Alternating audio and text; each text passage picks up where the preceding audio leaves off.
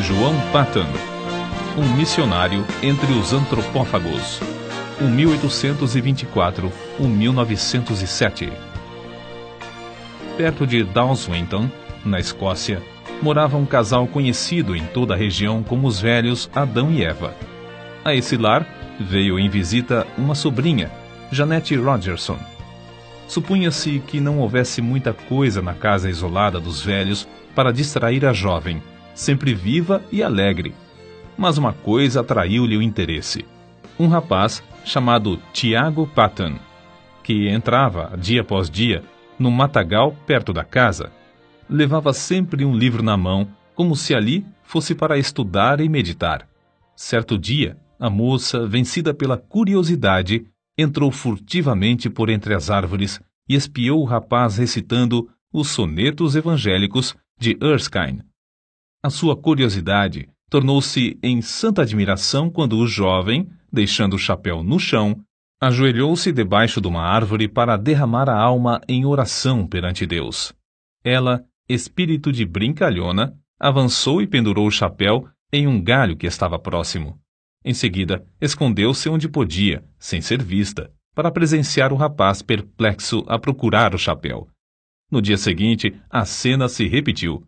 Mas o coração da moça comoveu-se ao ver a perturbação do rapaz, imóvel por alguns minutos, com o chapéu na mão. Foi assim que ele, ao voltar no dia seguinte ao lugar onde se ajoelhava diariamente, achou, preso na árvore, um cartão que continha os seguintes dizeres: a pessoa que escondeu seu chapéu confessa-se sinceramente arrependida de tê-lo feito e pede que ore, rogando a Deus que a torne crente tão sincera como o Senhor. O jovem fitou por algum tempo o cartão, esquecendo-se completamente naquele dia dos sonetos. Por fim, tirou o cartão da árvore.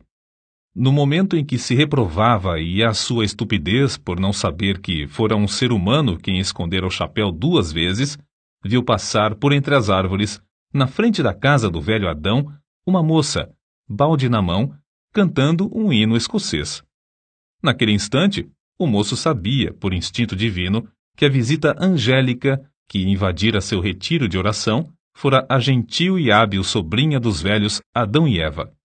Tiago Patton ainda não conhecia Jeanette Rogerson, mas ouvira falar nas suas extraordinárias qualificações intelectuais e espirituais.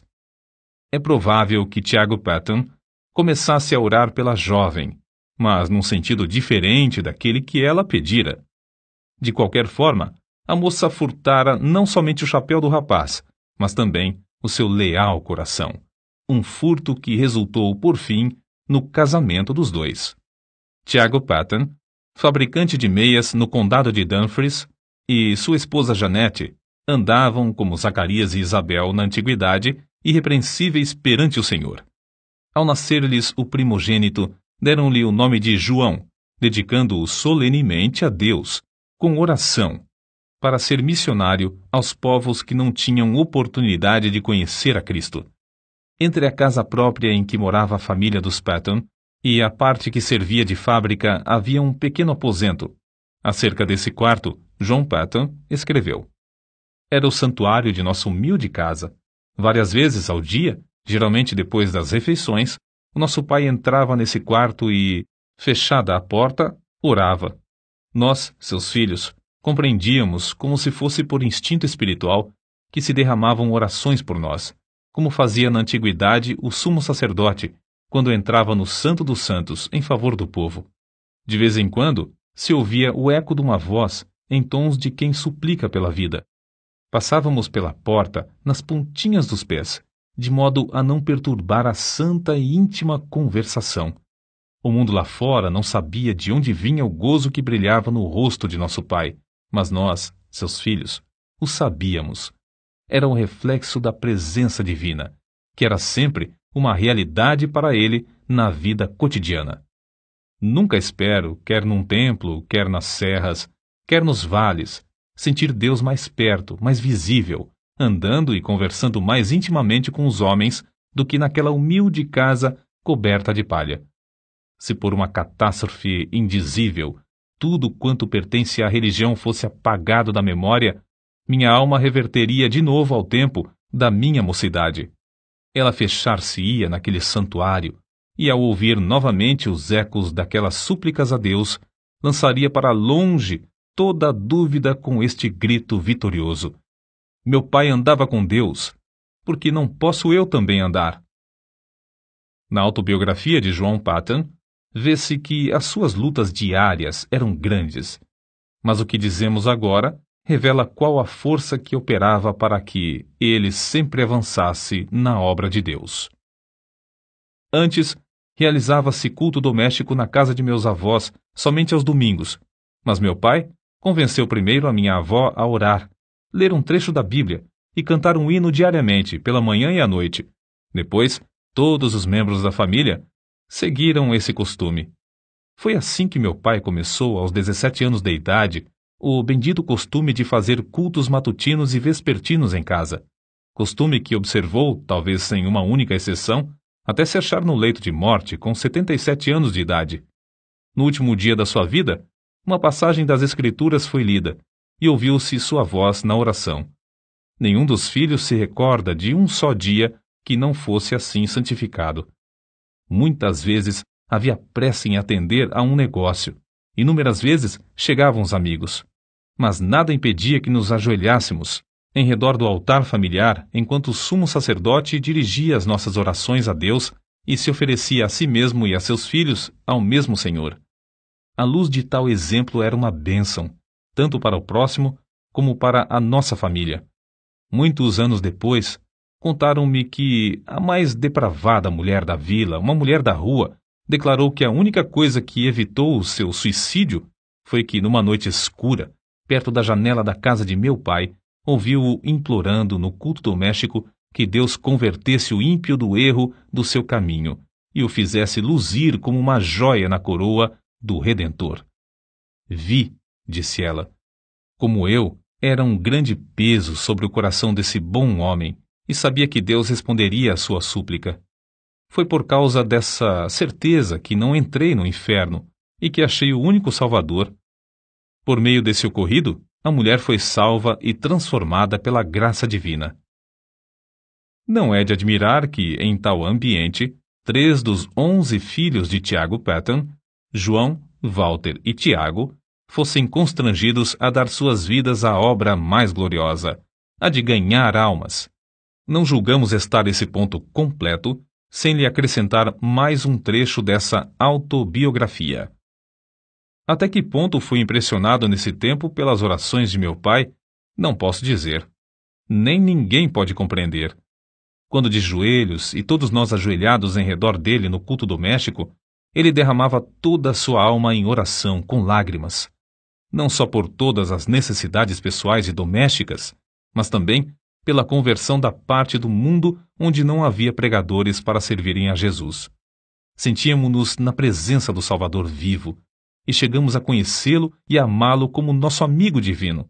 Ao levantarmos-nos da oração, eu costumava olhar para a luz do rosto do meu pai e cobiçava o mesmo espírito. Anelava, em resposta às suas orações, a oportunidade de me preparar e sair, levando o bendito Evangelho a uma parte do mundo então sem missionários. Acerca da disciplina do lar, eis o que ele escreveu. Se houvesse algo realmente sério para corrigir, meu pai se retirava primeiramente para o quarto de oração, e nós compreendíamos que ele levava o caso a Deus. Essa era a parte mais severa do castigo, para mim. Eu estava pronto a encarar qualquer penalidade, mas o que ele fazia penetrava na minha consciência como uma mensagem de Deus. Amávamos ainda mais o nosso pai ao ver o quanto tinha de sofrer para nos castigar, e de fato tinha muito pouco a nos castigar, pois dirigia a todos nós, 11 filhos, muito mais pelo amor do que pelo temor. Por fim, chegou o dia em que João tinha de deixar o lar paterno. Sem o dinheiro para a passagem e com tudo o que possuía, inclusive uma Bíblia embrulhada num lenço, saiu a pé para trabalhar e estudar em Glasgow. O pai o acompanhou até uma distância de 9 quilômetros.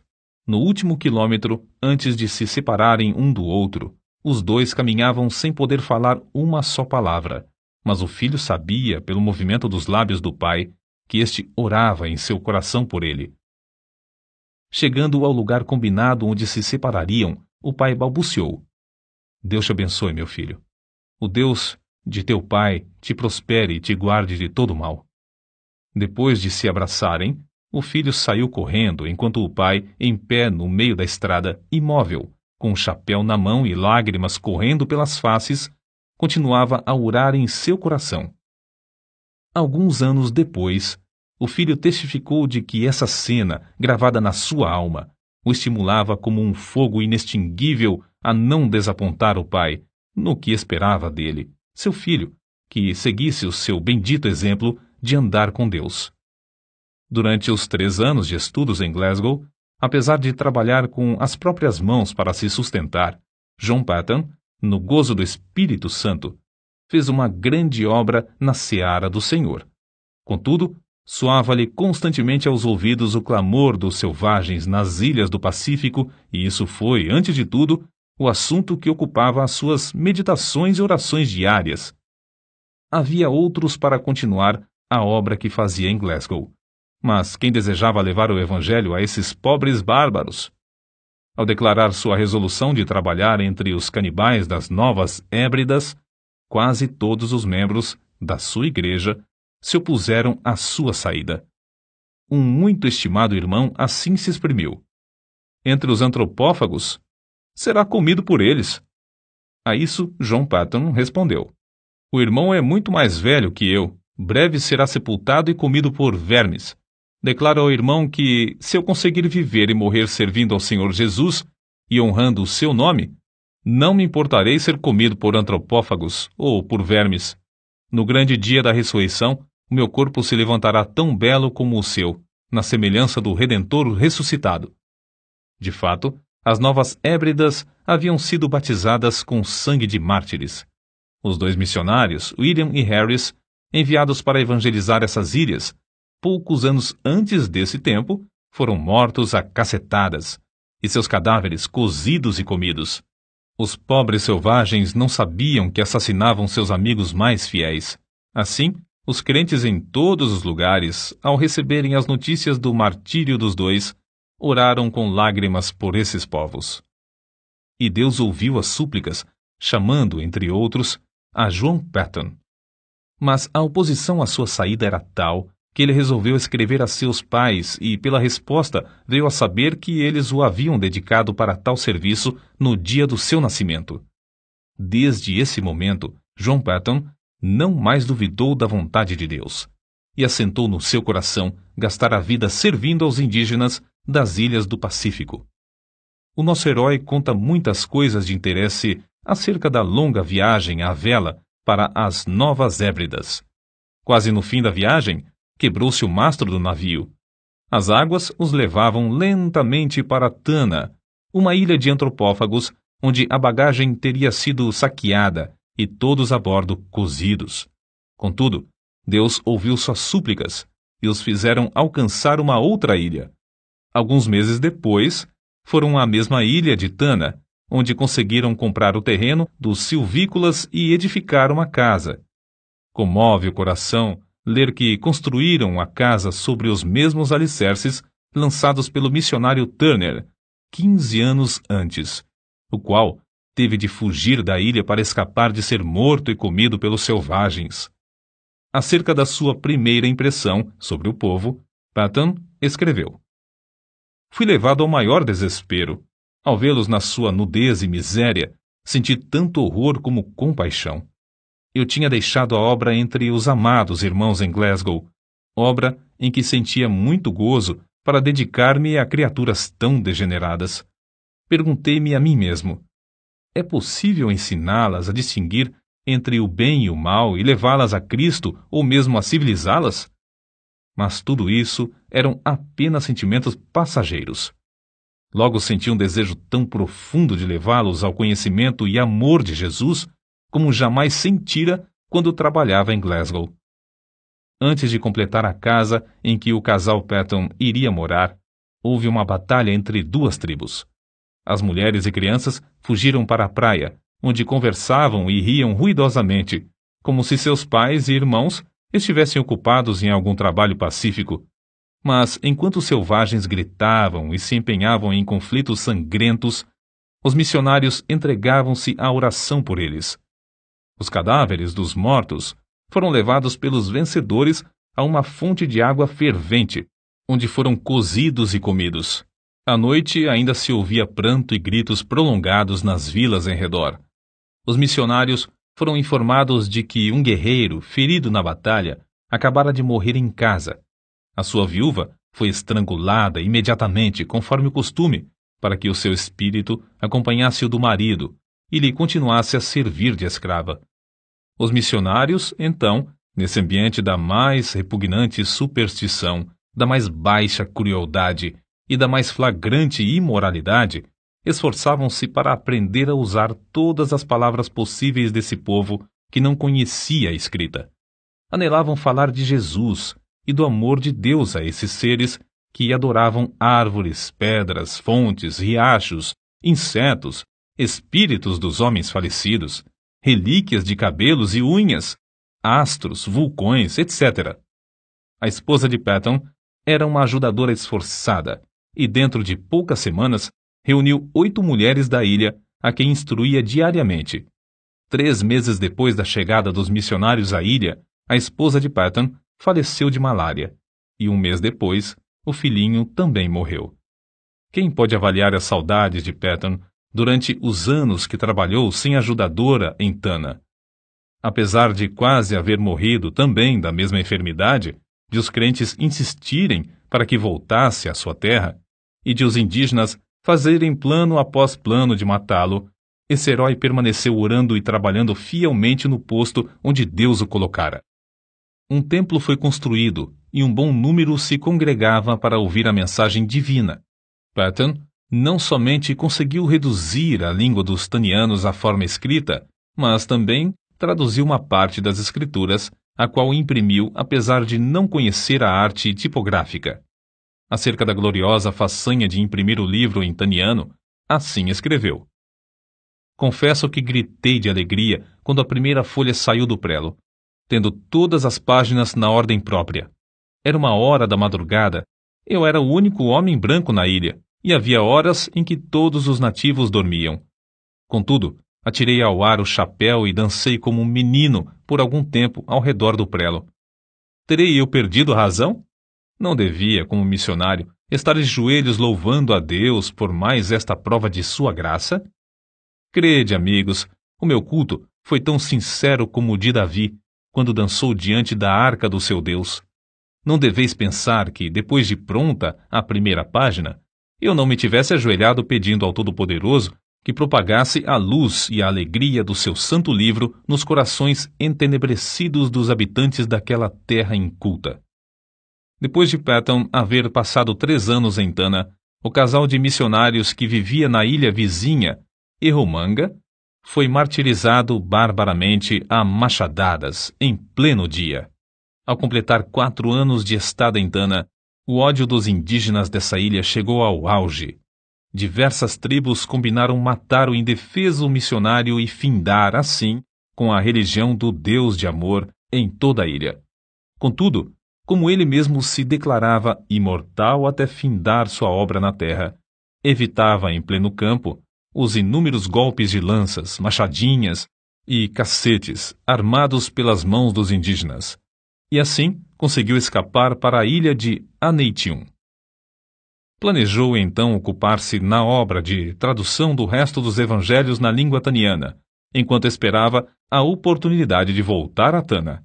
Porém, sentiu-se dirigido a aceitar a chamada para ir à Austrália. Em poucos meses, animou as igrejas ali a comprarem um navio à vela para servir aos missionários.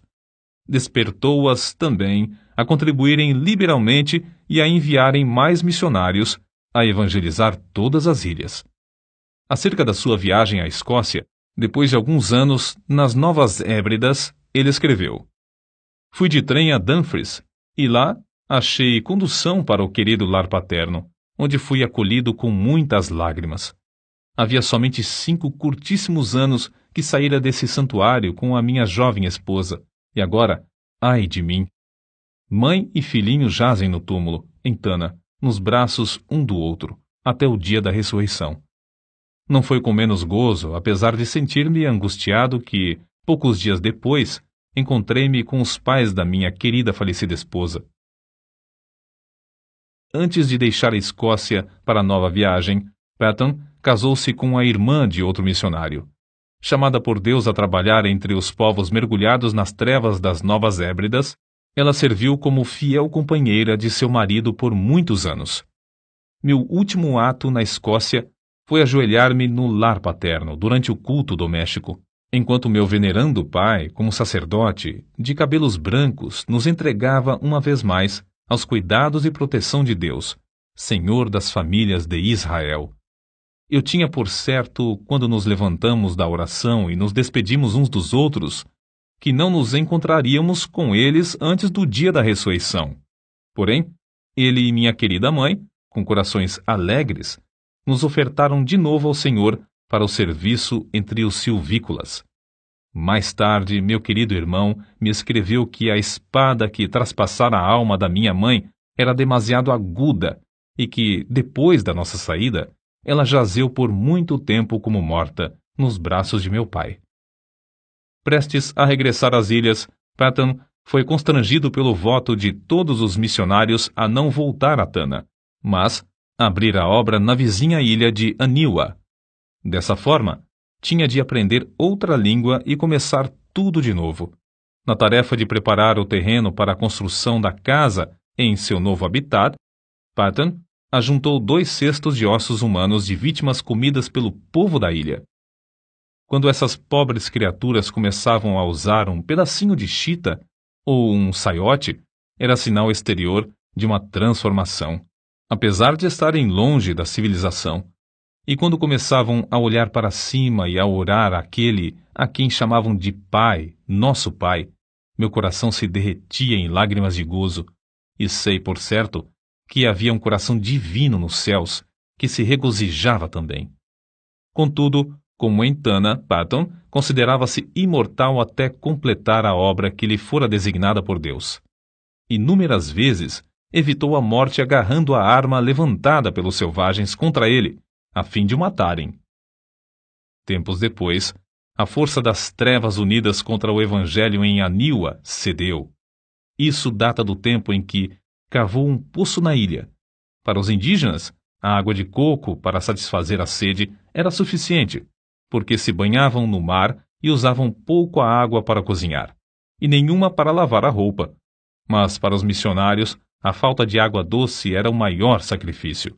Por isso, Patton resolveu cavar um poço. No início, os indígenas auxiliavam-no na obra, apesar de considerarem o plano do deus de Misse dar chuva de baixo uma concepção nada lúcida. Mas depois, amedrontados pela profundeza da cavidade, deixaram o missionário a cavar sozinho, dia após dia, enquanto o contemplavam de longe, dizendo uns aos outros: quem jamais ouviu falar em chuva que vem de baixo? Pobre Misse, coitado! Quando o missionário insistia em dizer que o abastecimento de água em muitos países vinha de poços, eles respondiam: é assim que se dá com os doidos. Ninguém pode desviá-los de suas ideias loucas. Depois de longos dias de labor enfadonho, Patton alcançou terra úmida.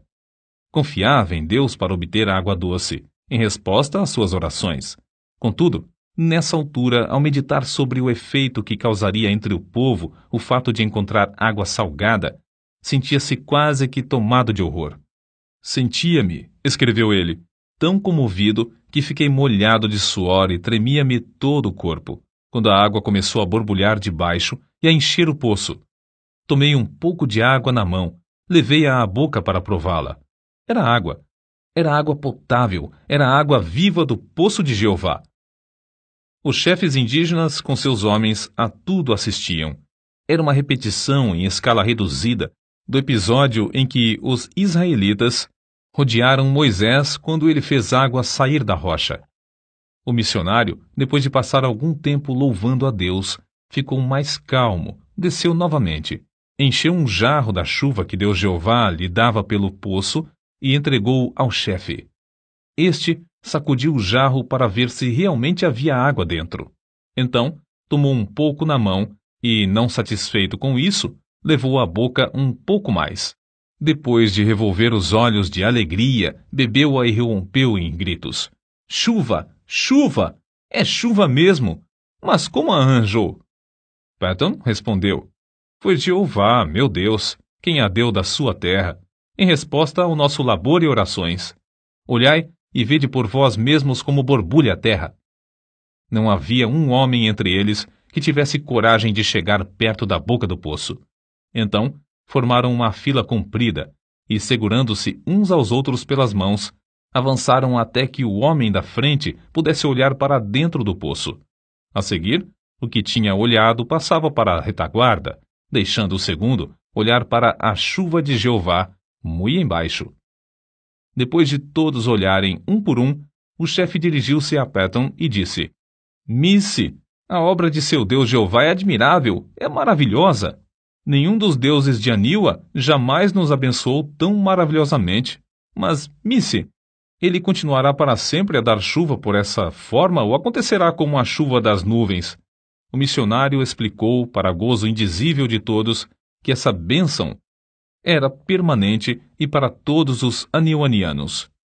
Durante os anos que se seguiram, os nativos experimentaram cavar poços em 6 ou 7 dos lugares mais prováveis, perto de várias vilas. Todas as vezes que o fizeram, ou encontraram pederneira, ou o poço dava água salgada. Diziam entre si, sabemos cavar, mas não sabemos orar como Missy, e, portanto, Jeová não nos dá chuva de baixo. Num domingo, depois que Patton alcançou a água do poço, o chefe Namakei convocou o povo da ilha. Fazendo seus gestos com a machadinha na mão, dirigiu-se aos ouvintes da seguinte maneira: Amigos de Namakei, todos os poderes do mundo não podiam obrigar-nos a crer que fosse possível receber chuva das entranhas da terra, se não a tivéssemos visto com os próprios olhos e provado com a boca. Desde já, meu povo, devo adorar ao Deus que nos abriu o poço e nos dá chuva de baixo. Os deuses de Aniwa não podem socorrer-nos como o Deus de Missy. Para todos sempre, sou um seguidor de Deus Jeová. Todos vós que quiserdes fazer o mesmo, tomai os ídolos de Aniwa, os deuses que nossos pais temiam, e lançai-os aos pés de Missy. Vamos a Missy para ele nos ensinar como devemos servir a Jeová, que enviou seu filho Jesus para morrer por nós e nos levar aos céus. Durante os dias que se seguiram, grupo após grupo dos silvícolas, alguns com lágrimas e soluços, outros aos gritos de louvor a Jeová, levaram seus ídolos de pau e pedra perante o missionário. Reunidos em montes, os ídolos de pau foram queimados, os de pedra enterrados em covas de 4 a 5 metros de profundidade, e alguns, de maior superstição, foram lançados no fundo do mar, longe da terra. Um dos primeiros passos da vida cotidiana da ilha, depois da destruição dos ídolos, foi a invocação da bênção do Senhor às refeições. O segundo passo, uma surpresa maior e que também encheu o missionário de gozo, foi um acordo entre eles de fazer culto doméstico de manhã e à noite. Sem dúvida, esses cultos eram misturados por algum tempo com muitas das superstições do paganismo. Mas Patton traduziu as escrituras, imprimiu-as na língua aniwaniana e ensinou o povo a lê-las.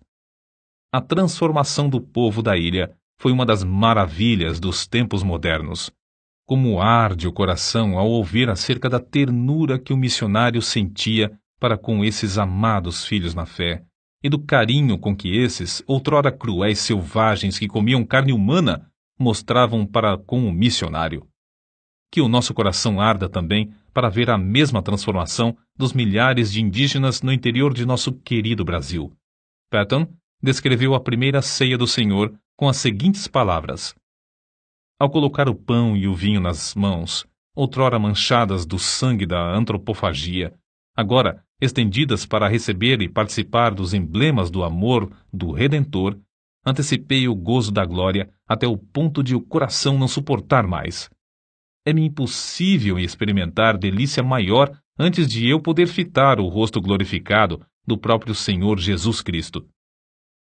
Deus não somente concedeu ao nosso herói o indizível gozo de ver os anionianos evangelizando as ilhas vizinhas, mas também de ver seu próprio filho, Frank Patton, e esposa, morando na ilha de Tanna e dando prosseguimento à obra que ele começara com maior sacrifício. Foi com a idade de 83 anos que João G. Patton ouviu a voz de seu precioso Jesus chamando-o para o lar eterno. Quão grande o seu gozo, não somente ao reunir-se aos seus queridos filhos das ilhas do sul do Pacífico que entraram no céu antes dele, mas também saudar com um bem-vindo os demais quando chegarem ali, um por um.